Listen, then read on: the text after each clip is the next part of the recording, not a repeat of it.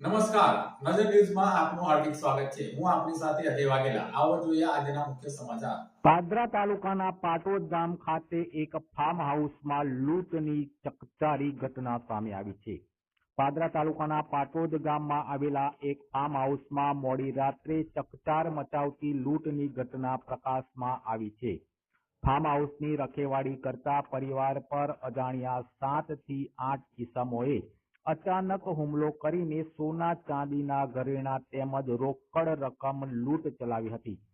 હુમલામાં 3 લોકો ગંભીર રીતે ઈજાગ્રસ્ત થયા છે. તમામ ઈજાગ્રસ્તોને તાત્કાલિક સારવાર માટે હોસ્પિટલ ખસેડી બાદમાં વધુ કાર્યવાહી માટે પાદરા પોલીસ સ્ટેશન લઈ જવામાં આવ્યા છે.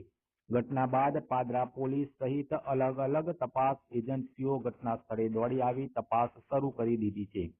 આસપાસના વિસ્તારના સીસીટીવી કેમેરા તથા તપાસની કામગીરી ચાલુ કરવામાં આવી છે. પોલીસે હુમલાખોરોને ઝડપી લેવા માટે તગડી કવાયત હાથ ધરી.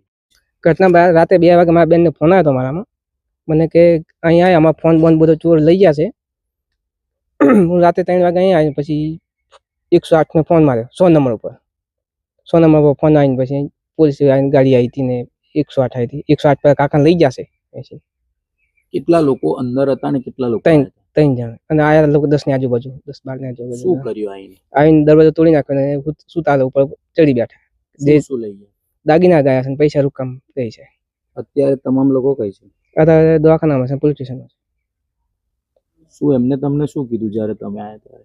એ તો કઈ ચોર આવ્યા હતા કે અમને અંદર પૂરી દીધા હતા અને એ ભાઈ જતા રહ્યા. પછી એમને દરવાજો ખોલીને સબ સ્કૂલ છે ત્યાં ગયા. ભાઈ ત્યાં હું આવ્યો, અહીં ફોન કર્યો 108 100 નંબર ઉપર. ઓકે.